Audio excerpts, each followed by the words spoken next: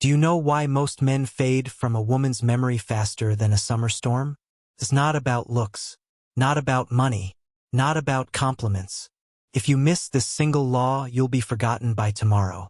Because what a woman remembers is not words, not logic, not gifts. She remembers the shadow you leave behind. The man who lingers in her mind is not the one who gave everything. It's the one who left an unfinished echo. The one she cannot explain but cannot escape. Machiavelli once wrote, "It is safer to leave awe and fear than to reveal everything." I've seen this play out not just in politics but in love. The principle is universal. What is fully revealed loses weight.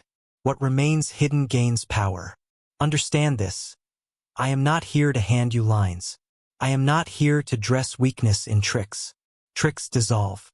But laws of psychology do not.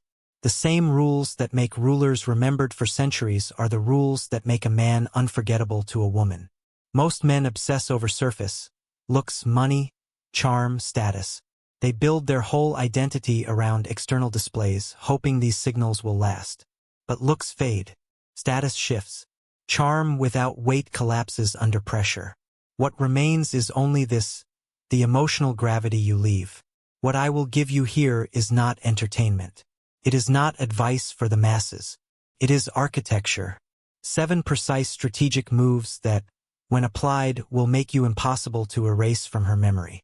She may resist you, she may even walk away, but she will never forget you. Why? Because memory is not built on kindness. It is carved by tension, by mystery, by the paradox of closeness and absence. A woman does not remember what was easy. She remembers what made her restless, what unsettled her balance, what forced her to feel something she could not fully name. Think of history. Kings were not remembered because they were generous. They were remembered because their image struck deeper than words. A symbol remains. A shadow lingers. This is the same in love. It is not the constant presence of a man that marks her. It is the rhythm of his presence and absence, his silence and his words, his unpredictability and his calm control. I will show you how to do this, step by step. No romance clichés, no begging for attention. Only 7 moves, each rooted in psychology, each tested by time, each designed to work with her instincts, not against them. She may not understand why she replays your words at night. She may not admit why she feels your absence more heavily than another man's presence. But she will feel it. That is the law. This is the promise. By the end of this, you will see how to shape her nervous system into orbiting around you without force, without noise, without trying to be liked. You will know how to become the man who stands still, and yet pulls her back again and again. Most men destroy themselves before the game even begins. Not because they lack attraction, not because they lack opportunity, but because they cannot resist the urge to give everything at once. They flood chats. They pour out feelings. They become endlessly available. They send good morning texts like obedient servants, wait for replies like dogs at the door, and confuse constant presence with lasting power. And what happens? Their attention loses value faster than a clearance sale after the holidays. Each message means less than the one before. Each compliment dissolves into background noise. Each act of availability lowers their gravity. I watch them try. They think attention equals love. They believe that the more they give, the stronger her bond will be. But biology doesn't reward what is abundant. The human brain is wired for scarcity. What is everywhere is ignored. What is rare is hunted. Look closely at her reactions. The man who answers instantly becomes predictable. She reads his patterns like a children's book. No mystery, no challenge, no weight. He believes his persistence will prove devotion, but devotion without boundaries becomes self-erasure. This is why women forget them. Not because they are cruel, not because they are unworthy, but because they are too present, too exposed, too desperate to be remembered. Comfort kills memory. Predictability kills desire. And when they are replaced, they blame her. They say she wanted a bad boy. They say she was ungrateful. They say women don't know what they want. But the truth is simpler. She cannot remember what never disrupted her balance. I've seen it countless times. A man explains his feelings in paragraphs. She schemes them, forgets them, moves on. Another man says one unexpected line, then withdraws into silence. She replays it for days. Which one owns her thoughts? The one who understood that memory is built on tension, not transparency. The weak majority keep repeating the same cycle. They show all their cards in the first hour. They think honesty means overexposure. They think loyalty means suffocation. They think being always there makes them safe. In reality, it makes them disposable. Machiavelli understood this centuries ago. Men sooner forget the death of their father than the loss of their patrimony. Translation: people remember what costs them something. If you cost her nothing, she will forget you instantly. This is the fatal mistake of most men. They make themselves too cheap, too free, too easy to consume. She doesn't chase because there is nothing to chase. She doesn't crave because there is no uncertainty. She doesn't remember because there was no absence. That is why you must learn the moves, the 7 laws that reverse this weakness. They are not tricks. They are not games. They are the antidote to invisibility. They shift you from background noise into psychological gravity. Without them, you are nothing but another forgotten name in her phone. With them, you become the unfinished story she cannot stop replaying. Move 1. Unpredictable presence. Predictability is death. The moment she can forecast your every move, her attention collapses. A man who is always online, always available, always quick to reply. He's not reliable, he's forgettable. So I move like a shadow. Not constant. Not predictable. Sudden. Brief. Charged. Picture this. She's walking through a night market in the old harbor. The air is heavy with spices and music. She isn't expecting me. She looks up and there I am. One glance, one sentence, one moment that shifts her entire state. Before she can process it, I'm gone. That encounter will stay longer in her memory than 100 texts. Why? Because it broke her rhythm. It wasn't scheduled. It wasn't explained. It forced her nervous system into alertness. Scarcity activates the hunting instinct. Her pulse spikes. Her thoughts circle. She replays the moment because it demands resolution. Most men kill desire by being predictable. They text every morning. They respond instantly. They plan every detail. They remove uncertainty, and with it, they remove tension. Predictable presence is no presence at all. It's background noise. But when I appear unexpectedly, then retreat, I create weight. My presence lingers in her thoughts long after I've left. The silence after me becomes louder than the words of other men. Your move, break your patterns. Don't be everywhere. Don't narrate every step. Appear at moments she least expects, then disappear before she consumes you. Machiavelli wrote, "It is better to appear than to be." The appearance, rare and sudden, imprints deeper than constant availability. What she cannot predict, she cannot ignore. Move 2. Controlled absence. Absence is not weakness. Absence is leverage. Most men fear it. They cling to constant presence, believing it proves loyalty. But constant presence dilutes value. What is always available becomes invisible. I do the opposite. I retreat when the energy is highest. I vanish when she expects me to stay. Not with drama. Not with excuses. With silence. Imagine this. The night is alive. Laughter. Closeness. Warmth. She thinks it will last until morning. But I stand, smile, and leave. No explanation. No promise. Just absence. And now the night belongs to her imagination. She replays every glance, every word, every unfinished thread. My absence becomes heavier than presence. Psychology explains it clearly. The Zeigarnik effect. The human mind fixates on unfinished experiences. What ends abruptly burns longer than what runs its course. That's why cliffhangers grip harder than endings. That's why silence after connection creates obsession. Most men suffocate women with contact. Texts every hour. Calls every night. Updates without pause. They think they are building intimacy. In truth, they are killing polarity. Saturation erases mystery. But when I disappear, her nervous system ignites. Questions multiply. Doubt creeps in. Curiosity takes over. She begins to search for me inside her own mind. That searching is desire. Your move: leave before she consumes you. End the moment at its peak. Step into silence without apology. Withdraw into your world. When you return, return calm as if nothing happened. Machiavelli warned, men are more concerned with losing what they have than gaining what they desire. Absence awakens that fear, and fear of loss carves you deeper into memory than constant presence ever could. Move 3: mystery without a key. Clarity kills desire. The more she knows, the faster she closes the book. And once a story ends, she stops rereading it. That is why I never reveal everything. Mystery is not decoration. It is the engine of memory. I speak in fragments. I drop sentences that demand explanation but never give it. At a cafe, she asks about my day. I don't list the routine.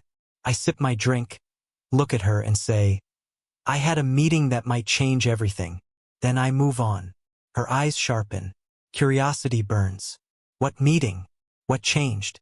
Why didn't he explain? That unanswered question replays far longer than any detailed account. It lingers because her mind hates incompletion. Psychology names it the Zeigarnik effect. The brain fixates on what remains unresolved. Most men overshare. They spill feelings, reveal past wounds, narrate plans.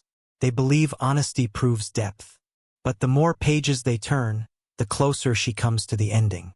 And once the ending is reached, she puts them away. I give no endings. I give fragments. A hint of conflict. A glance that suggests more. A story cut short before its climax. These fragments are riddles, and riddles create obsession. In dating, this makes me unforgettable. She doesn't remember the men who explained themselves. She remembers the one who left questions.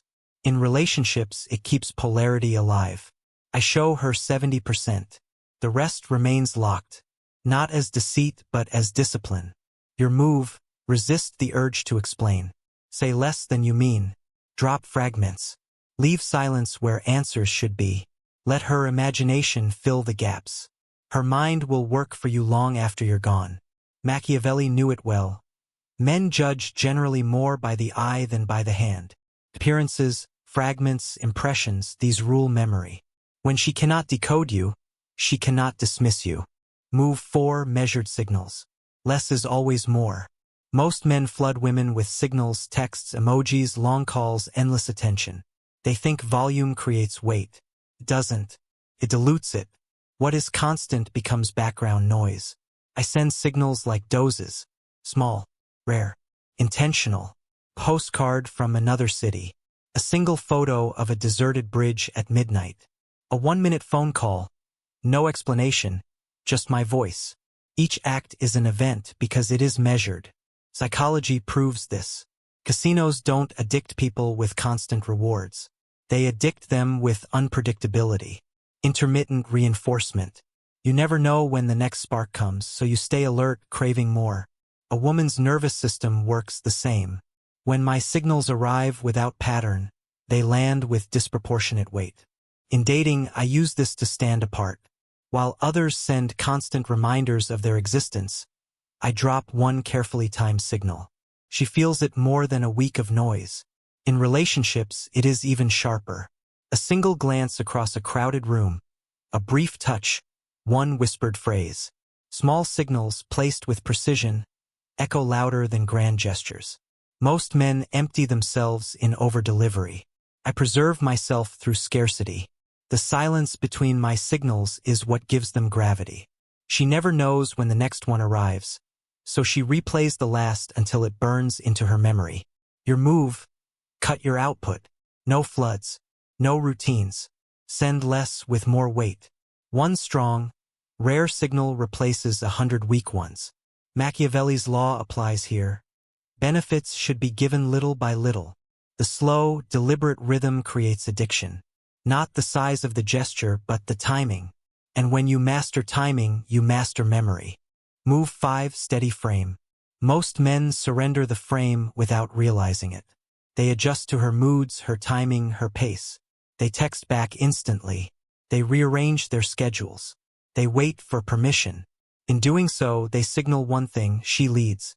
And when she leads, she forgets. I never surrender the frame. My rhythm dictates hers. If she wants to see me, it's when I choose. If she texts, she waits until I respond. Not out of cruelty, out of control. Because attraction flows to the one who sets the pace. Picture this. She says she won't text first. Yet hours later, her fingers betray her. She sends a message she swore she wouldn't. Why? Because the silence pressed against her. Because the frame didn't bend to her will. She had to bend to mine. In dating, this separates me instantly. While other men orbit her, I remain still, and she adjusts her orbit to mine. In relationships, it deepens respect. Most couples dissolve because men over-accommodate, trying to avoid conflict. But conflict is not the danger loss of frame is. When I hold my center, even in storms, she feels both resistance and gravity. Psychology explains this. People trust what holds steady under pressure. The nervous system responds to stillness more than noise. If I remain unshaken when tested, her subconscious links me with safety and authority. That bond runs deeper than affection. Your move: stop chasing alignment. Do not rush to fill silence. Do not collapse when challenged. Hold the frame. Let her adjust to you. Machiavelli's wisdom fits here. He who becomes master of a city accustomed to freedom will destroy it or be destroyed by it. A frame surrendered is never reclaimed. A frame held becomes law. Move 6. Let her fight herself. The strongest obsession is not created by my words. It is created by her own conflict. Logic tells her to hold back. Instinct urges her forward. That inner war is the engine of desire. I never interrupt it. I let her fight herself. Most men rush to clarify. They sense hesitation and flood it with reassurance. They explain their feelings, declare their loyalty, beg her to trust them. But every explanation weakens tension. Every reassurance kills the pull. I do the opposite. When she hesitates, I remain still. When she doubts, I do not argue. When she withdraws, I let her. And in that silence, her mind turns against itself. One side says, "Stay distant." The other whispers, "But I want him." The longer that battle rages, the deeper she sinks into me. Imagine this. She tells me she isn't sure. I don't plead. I don't convince. I simply meet her eyes and say nothing. Hours later, she is replaying her own words, testing her own resolve, questioning herself. My absence of reaction became the spark of her obsession. In dating, this makes her chase. While other men try to remove her doubts, I let her doubts sharpen her hunger. In relationships, it creates depth. She may argue with herself, but she cannot detach from me, because I never gave her the clarity to close the case. Psychology explains it. Humans hate unresolved tension. The mind demands resolution, and when resolution doesn't come, it circles endlessly around the source. I don't force her to choose. I let her indecision bind her tighter. Your move: stop over-explaining. When she resists, let her. When she doubts, let silence hold the space. Her own mind will do the chasing.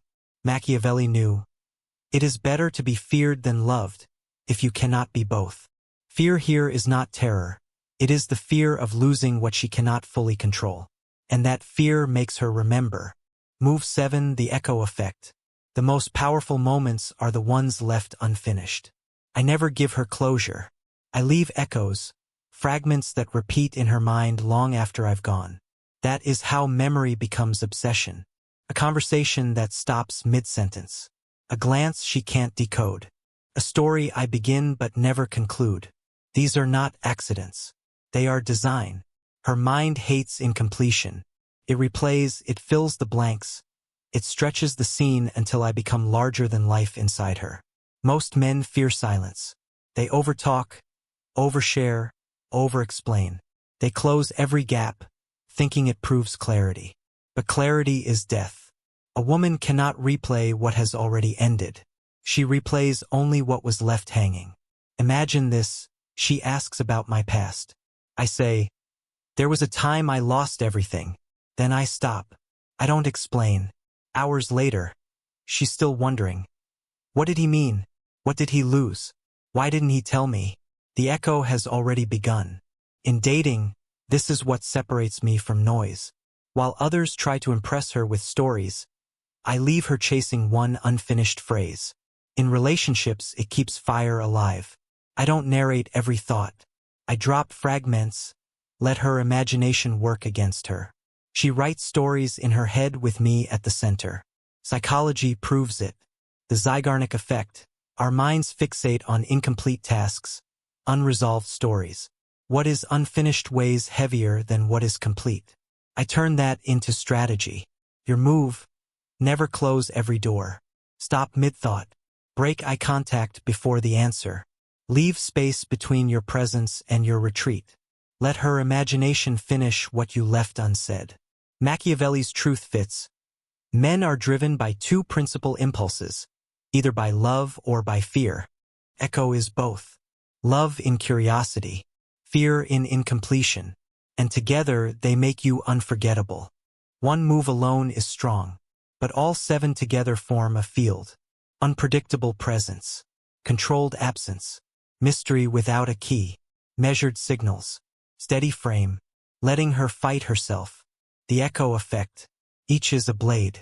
Together they become an empire. This is not random seduction. It is architecture. Each move feeds the next. Presence sharpens absence. Mystery deepens signals. Frame strengthens conflict. Echo ties them all into permanence. Here's how it feels to her. She sees me briefly, unexpectedly. Her pulse spikes. Then I vanish. The silence haunts her. She remembers a fragment I dropped but never explained. She replays it while waiting for my next signal. When it comes rare, precise, it lands like a thunderclap. She tries to resist. Logic tells her to stay still. Instinct drags her closer. Her mind argues with itself, but the argument keeps me alive inside her. And when I withdraw again, the echo multiplies. I become both absence and presence, both danger and safety, both question and answer. This is why I no longer chase. Chasing is noise. Pull is gravity. The weak run after attention. The strong become the center of it. In dating, these moves shift me from just another man to the one she replays alone in the dark. In relationships, they prevent comfort from dissolving passion. Instead of routine, there is rhythm. Instead of predictability, there is tension. Psychology confirms it. Dopamine thrives on uncertainty. The brain anchors emotions to the one who provoked them. The subconscious cannot release what feels unfinished. By weaving these laws together, I no longer compete for memory. I own it. Your move. Stop playing in fragments. Build the whole structure. Let every action feed the next until your presence becomes a system she cannot escape. Machiavelli understood. Power is maintained not by chance, but by strategy. These 7 moves are strategy. And strategy is what makes you unforgettable. True power never shouts. It doesn't explain. It doesn't beg. It stands still and leaves an imprint deeper than presence. Most men are remembered for what they gave. But the unforgettable man is remembered for what he never revealed, what he withheld, what she could never solve. That is why she replays me. Not because I filled her with words, but because I left her with silence. Not because I gave everything, but because I held the one thing she could not take. If you master these laws, you stop being a participant in her story. You become the story she cannot close. Machiavelli warned, "It is better to be feared than loved, if you cannot be both." Fear here is the fear of loss, the fear of never fully having you, and that fear keeps you alive inside her. If this opened your eyes, leave one word. Not for me, for yourself. To mark the moment you chose power over noise.